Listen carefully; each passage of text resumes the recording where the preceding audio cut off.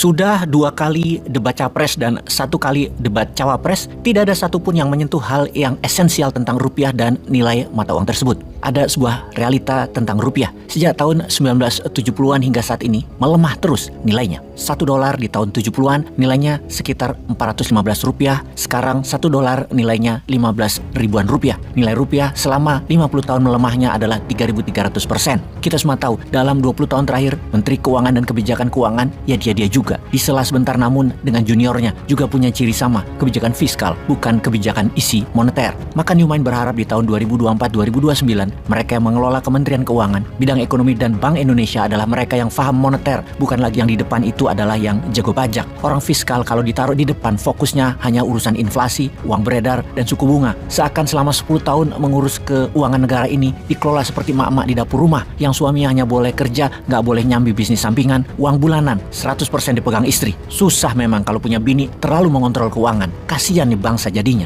Kembali ke kebijakan capres, sejauh ini tidak ada yang membicarakan kedaulatan rupiah agar jangan melemah terus. Jangan sampai di akhir tahun 2029 rupiah malah jadi 20.000. Mata uang lemah itu menunjukkan lemahnya posisi tawar bernegara. Mata uang negara berdaulat itu cirinya satu, stabil. Katakan kita mematok $1 adalah 14.000 rupiah, maka kalau bisa selama 5 tahun plus minusnya ya dari 13.000 ke 15.000 rupiah nilai $1 terhadap rupiah. Kita perlu seperti Singapura yang selama 20 tahun nilai Singapura dolar terhadap dolar Amerika plus minus tidak lebih 4%. Stabil. Jadi kestabilan nilai mata uang rupiah, programnya bagaimana? Ini tidak ada yang membahas dan ini sangat disayangkan. Kalau Bosman ditanya maka semua sahabat sudah tahu apa solusi menstabilkan rupiah. Pasti menggunakan SWF, Sovereign Wealth Fund. Dalam bahasa sederhananya, pemanfaatan kekuatan sumber daya alam Indonesia untuk jadi alat jaminan dan alat tukar. Tentunya di awalnya kita harus punya grand design bernegara hingga tahun 2045 juga hingga tahun 2070. Sehingga ada 2 lompatan besar yang harus kita lakukan dan harus kita capai. Kita menengok catatan sejarah sebentar. Indonesia PDB nasionalnya saat ini adalah $1,1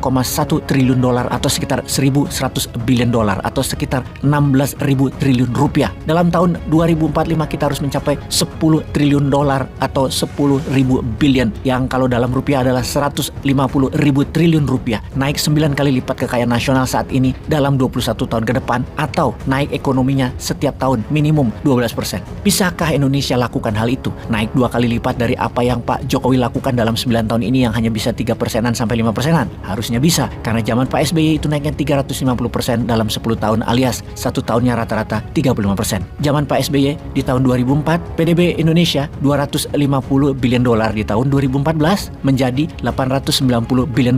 Dari 2014 ke 2023 saat ini yang terhitung terakhir menjadi 1.100 billion atau hanya naik $210 billion saja alias naik 24%-an saja dalam 9 tahun. Secara raport ekonomi bernegara memang tidak begitu baik sentuhan ekonomi dari kabinet Pak Jokowi ini sesungguhnya. Perlu penambahan cara baru lagi kalau mau menjadikan Indonesia 21 tahun ke depan. Tahun 2045 PDB-nya menjadi $10.000 billion yang artinya setiap tahun naik 12%-an. Hal ini akan tercapai. Pertanyaannya, bagaimana membuat rupiah stabil? Pertanyaan berikutnya, apa program untuk membuat ekonomi Indonesia naik 12% setahun dan berkelanjutan selama 2 dekade ke depannya? Maka bersama ini Bosman mengajukan usulan kepada ketiga capres agar konsep Newmind bisa dipakai. Surat ini sudah disiapkan. Nanti sahabat semua bisa tahu siapa yang merespon. Capres yang merespon pastinya bukan hanya janji demi mendapatkan ide namun tidak mengerjakannya. Kita akan tuntut dengan sebuah pernyataan bahwa ide tersebut harus dijalankan. Kita akan tagih janji kampanye tersebut nantinya. Idenya begini, untuk menaikkan ekonomi minimum 12% setelah SWF dipakai untuk menstabilkan rupiah, UKM di Indonesia ini adalah pebisnis yang menghidupi 97%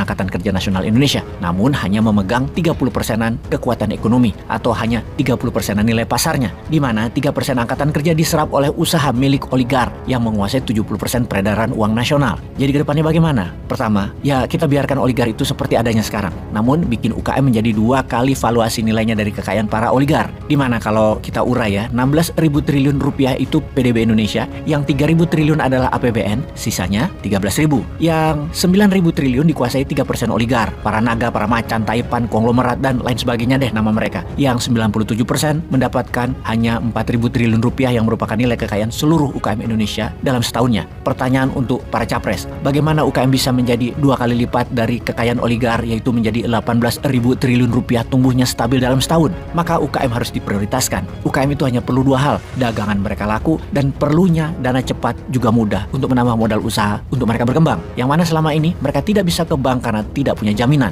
Itulah million dollar question untuk UKM. Dagangan mereka laku, pendanaan mudah dan cepat. Kemudian million dollar question ini kalau dipecahkan, ya nilainya jutaan dolar. Bahasa kiasan itu ya. Sekali lagi, million dollar questionnya adalah bagaimana produk UKM ini laku, terjual banyak dan sering, lalu mudahnya pendanaan untuk pengembangan usaha mereka. Sekarang kita sedang buatkan surat yang segera kita kirimkan ke 3 capres tersebut. Bisakah sahabat berkomentar, siapa kira-kira capres yang akan menerima konsep yang akan kita berikan kepada mereka tersebut? Walau alam.